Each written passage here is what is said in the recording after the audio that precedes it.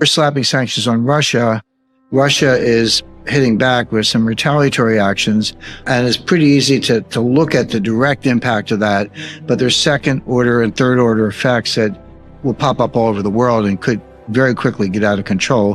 Think of it as the economic equivalent of a nuclear war. Nobody wants a nuclear war, but I studied a nuclear war fighting actually in the beginning of the late 1960s with Herman Kahn, Henry Kissinger, the Wallstetter, the leading scholars in the time.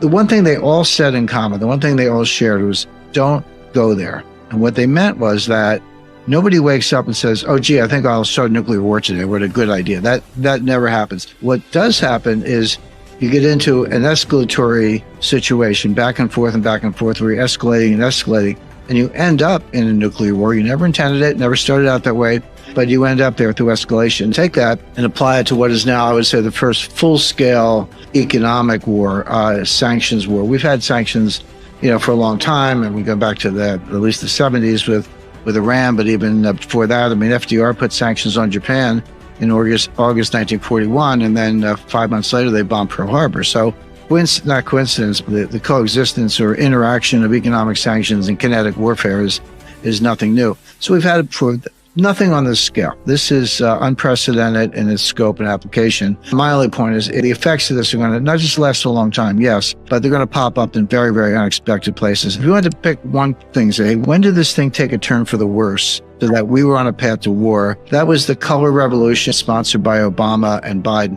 which was a coup d'etat. The president of Ukraine at the time, he was pro-Russian, and Obama set out to depose him, and they did. And they put in Poroshenko, who was a U.S. puppet. And at the same time, like a month or 2 months after the color revolution, 1 month before Poroshenko, Putin took Crimea. He said, okay, that's how you want to play. Fine. You move away from neutrality, move towards NATO, I'll take Crimea, your move. And then Putin didn't take one square inch during the Trump administration. His Trump was entirely unpredictable. But put Biden back in, who was part of the original Obama-Biden team, and here we are again. So you could easily see this coming. If the Russians had, the propaganda to put Trump in power, why wouldn't he have done it under Trump? Because they didn't have the propaganda to put Trump in power. That was a lie concocted by Hillary Clinton, pursued by the Democratic National Committee. I did say that 6 years ago, but when you said it 6 years ago, you were disregarded as a kook. But now, through multiple investigations, report, that information is out there. In fact, it's worse than that. Not only was the Trump Russia, collusion hoax, which has been thoroughly looked at by congressional committees, the Department of Justice Inspector General, the Mueller Commission. Everybody looked at it. Bipartisan, independent, Senate all said the same thing. It was a hoax. It was a fake dossier. It never happened. So not only was Trump not in Putin's pocket, he was the only one who stood up to Putin in such a way that Putin didn't take one square inch of territory. He took Crimea under Obama. Now he's taking kind of half the country under Biden. Didn't take anything under Trump. So that completely debunks that. But just to take it one step further, who is in the pocket of the Ukrainians, at least? And the answer is Joe Biden, because of Hunter Biden, who made millions of dollars from Burisma, their large natural gas company.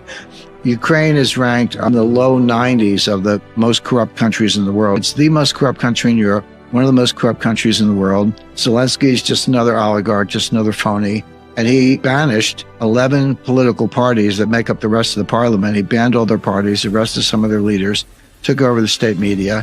He's got tens of millions, if not more, stashed away in the bank. He's one of the most corrupt officials around, just another oligarch.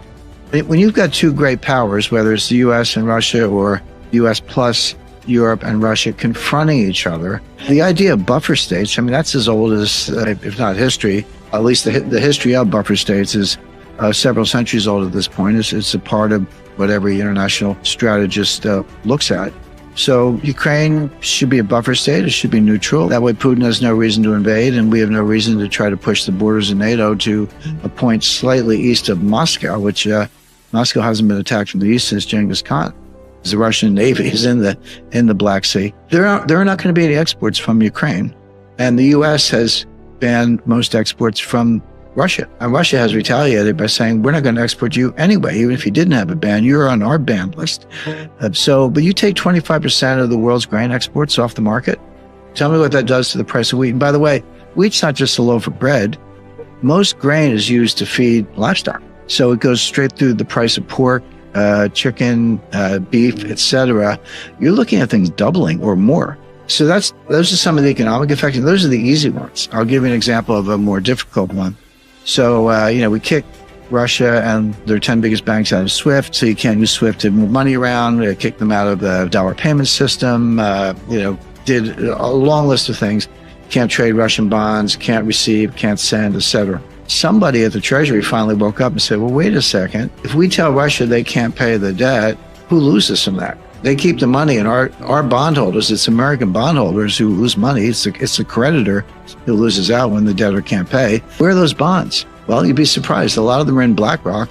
They could be in someone's 401k. Like, I didn't buy any Russian bonds. Well, did you buy an emerging market ETF from Morgan Stanley? Because there could be some Russian bonds in there. I mean, take a look. When you tell the Russians that they can't pay their debt, and so debt starts to falling all over the world, you don't know where it's going to pop up. And this is why I use the nuclear war analogy. You're playing with a global liquidity crisis. That's how these things can evolve very quickly, as we saw in 2008 and 1998.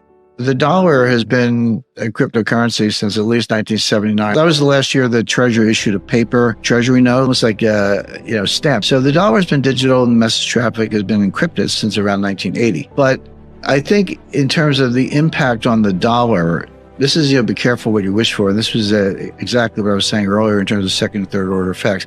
And I warned the Pentagon about this, and I warned the Treasury about this, because I know how economic sanctions work. I've been very involved in that from the point of view of the intelligence community and also advising the government. But if you use them too much and too broadly, they actually lose all their impact, because the people you're targeting say, well, okay, no mas, I'm out of the dollar system.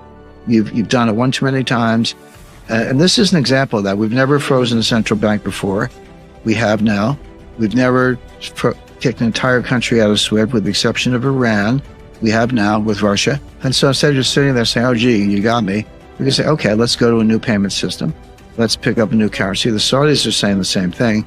And all of a sudden, Mohammed bin Salman, you have a yacht in Monaco, who knows how many houses and palaces around the world, private jets. And they're like, actually, all that stuff could be seized. Because that's what we're doing to the Russian oligarchs. We saw this kind of neo-fascism in Canada very recently. Chrystia Freeland, who's the deputy prime minister, freezing the bank accounts and the crypto wallets of the truckers. If you supported the truckers under a recent interpretation of Canadian law, that's a criminal act. But my point being, so she's seizing the accounts of blue-collar truck drivers, and Biden's seizing the accounts of oligarchs, but it's the same thing. And suddenly, Canada and the U.S., two of the number one and I think number 5 economy in the world, number 6 maybe, have frozen Canadian dollar and U.S. dollar accounts of people they don't like. Now, you can say it's for good reason, and Putin should have invaded Ukraine. I get it. But if you're a Saudi prince, if you're certainly a Russian, if you're